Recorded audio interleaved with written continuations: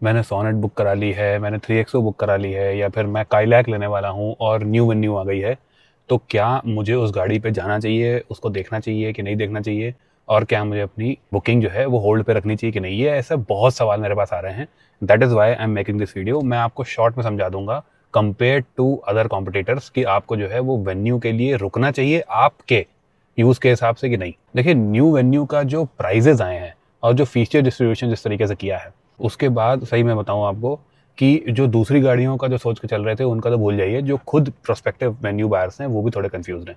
क्यों हैं? मैं आपको सिंपल सा लॉजिक बता देता हूँ कि अगर आप वेन्यू को सोनेट से कंपेयर करोगे तो आपको ये फील होगा कि सोनेट में क्योंकि थोड़े बहुत जो है 50-60 हज़ार 70 हज़ार में भी 1 लाख का डिस्काउंट मिल रहा है, तो जब आप प्रॉपर प्रैक्टिकल कंपैरिजन देखोगे तो सोनेट में वेरिएंट बाय वेरिएंट ज्यादा फीचर्स हैं। अब इन दोनों में अगर आपको कंफ्यूजन है तो क्लियरली मैं आपको बता दूं कि अगर आपको गाड़ी थोड़ा आप हाईवे यूज है, आप फ्रीक्वेंट जो है हाईवे पे जाते रहते हो, ठीक है, तो दो जगह पे वेन्यू थोड़ी बेटर है।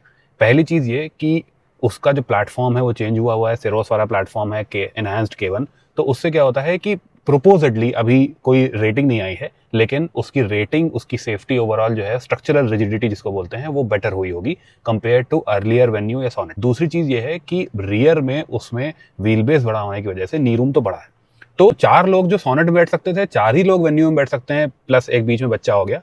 बट जो पीछे हाइट जिनकी ज्यादा है वो अच्छी तरीके से थोड़ा फैल के बैठ सकते हैं।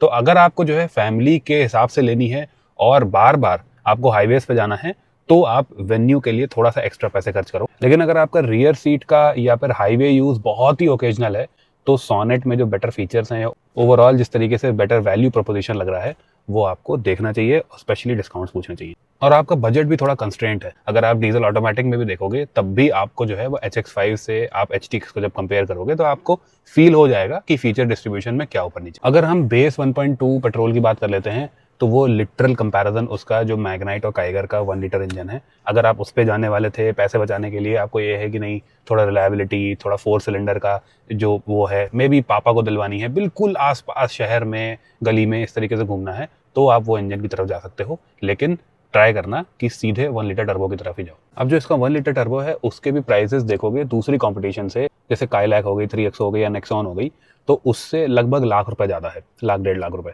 लेकिन एक तो पहली चीज ये कि इसका टर्बो पेट्रोल GDI है जो आपको सिर्फ काइलैक में मिलता है, और दूसरी मेन चीज ये है कि इसमें बेस मॉडल में ही आपको जो बेसिक टच स्क्रीन वगैरह है वो मिल जाती है। तो आपको मेन कम पैसे खर्च करके बाहर से कुछ भी नहीं लगवाना है, और आपको एक लॉन्ग टर्म के लिए इलेक्ट्रॉनिक्स वाइज, स्क्रीन वगैरह वाइज जो है वो थोड़ा ज्यादा रिलायबल हिसाब किताब चाहिए। और दूसरी सबसे इंपॉर्टेंट चीज वो ये कि Hyundai किया के जो टर्बो पेट्रोल मैनुअल होते हैं उनका जो क्लच का वेट है और गियर बॉक्स का जो स्लिकनेस है, वो जितनी भी मैंने पहले आपको तीनों गाड़ियां बताई, नेक्सॉन, 3XO और काइलैक, इन तीनों से ज्यादा रिफाइंड है। तो अगर आपको सिटी ट्रैवल के लिए कभी कभी जाम हो जाता है, उस तरीके की आपको मैनुअल गाड़ी चाहिए, तो इसका जो है वो आप टर्बो पेट्रोल का मैनुअल देखना, आपको और आपके परिवार को कंपैरेटिवली ज्यादा इजी टू ड्राइव लगेगा compare to all these other cars. कुछ लोग उसको सिरोस से भी कंपेयर कर रहे हैं। तो देखिए, सबसे पहली चीज ये वो ऑब्वियस सी है कि वेन्यू एक नॉर्मल डिसेंट डिजाइन लगता है, सिरोस का डिजाइन ही अलग है। प्लेटफॉर्म की बात करें तो सेमी प्लेटफॉर्म है, जिस वजह से क्या है कि जो स्ट्रक्चरल सेफ्टी है वो सब सिमिलर होनी चाहिए, लेकिन सिरोस का व्हील बेस और हाइट बहुत ज़्यादा है, तो इंटीरियर स्पेस अभी भी उसका एक बहुत बड़ा स्ट्रॉन्ग पॉइंट है, जो इस पर्टिकुलर जो है सेगमेंट पे बाकी दूसरी गाड़ियां उतना नहीं दे पा रही हैं। हाइट की वजह से बॉडी रोल भी वेन्यू में ही कम होगा। सो दैट इज वाई अगर आपको सिरोस का इंटीरियर स्पेस की उतनी रिक्वायरमेंट नहीं है, लेकिन उस तरीके का interior fit and finish top notch चाहिए, तो जो है आप वेन्यू को कंसिडर कर सकते हो। अब आ गई मेन मुद्दे की बात, which is the automatic transmission. तो देखिए, मेरे हिसाब से मैं आपको पहले ही बता दूं, इसका HX6 ऑटोमेटिक मेरे को सबसे ज्यादा वैल्यू फॉर मनी लगा। रियर में वाइपर वगैरह आ रहा है, सारे डिसेंट उसमें फीचर्स हैं, वो सारी चीज़ों उसके हिसाब से।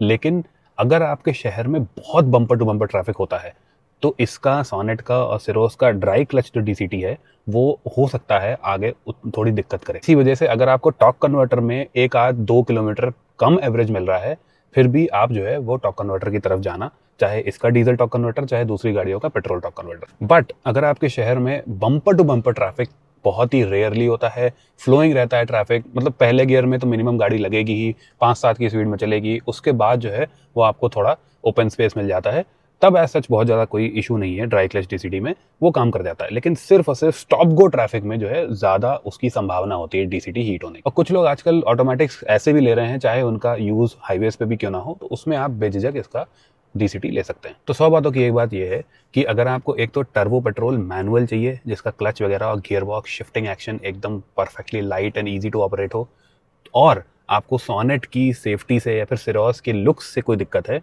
तो आप वेन्यू का टर्बो मैनुअल ले सकते हो, पहली चीज़। दूसरी चीज़ ये है कि अगर आपको आफ्टर सेल सर्विस अच्छी चाहिए और ओवरऑल जो है वह फिट एंड फिनिश इंटीरियर की बढ़िया चाहिए, आपको डीसीटी लेने में एज सच जो है वो आपका स्टॉप एंड गो ट्रैफिक का उतना यूज़ नहीं है, तो आप इसके डीसीटी ऑटोमेटिक पे जा सकते हो। तीसरी चीज़ ये है कि इलेक्ट्रॉनिक्स के साथ साथ जो फीचर्स की रिलायबिलिटी है, अगर आपको मतलब लैग्स और ये सब चीज़ें जो होती नहीं कि स्क्रीन उड़ जाती है, वो सब थोड़ा कम चाहिए एक हायर स्पेक मॉडल में, और मे भी आपको सिरोस की लुक्स या फिर सोनेट की सेफ्टी वगैरह समझ में नहीं आ रही है, तो आप इसको ले सकते हो। बाकी मैं ये नहीं बोलूँगा कि ये बहुत ही वैल्यू फॉर मनी गाड़ी है। ये तो क्लियर कट है, नया प्लेटफॉर्म है, तो उसकी R&D के पैसे लगा के ये थोड़ी महंगी प्लेसमेंट करी गई है इसकी। अगर इन कंडीशंस में आपकी रिक्वायरमेंट नहीं आ रही है, तो जो आप गाड़ी बुक कराए हुए थे या फिर जो चाह रहे थे, continue with that, as such कोई इशू नहीं होगा। अगर आपको किसी भी चीज़ में कोई भी कन्फ्यूजन हो गाड़ी से रिलेटेड, कंसल्टेशन से रिलेटेड, तो आप जो है डिस्क्रिप्शन में कंसल्टेशन देख सकते हो। और let me know in the comments आपको इसी तरीके की टॉपिक्स बेस्ड जो है वो शॉर्ट वीडियोस कैसी लग रही हैं देखने में। ये मैं लाता रहूँगा क्योंकि आपके क्वेश्चंस, पर्टिकुलर क्वेश्चंस आते रहते हैं बहुत ही इंपॉर्टेंट, तो उससे रिलेटेड मैं आपको इसी तरीके की छोटी छोटी वीडियोस देखता रहूँगा, जिससे आपका बाइंग एक्सपीरियंस सही होगा। बाकी फुल रिव्यू चलाने वाला आने के बाद ही आएगा, उसके लिए भी आप जो है वो अपने अलग से सवाल कुछ हैं तो वो लिख सकते हो कमेंट्स में।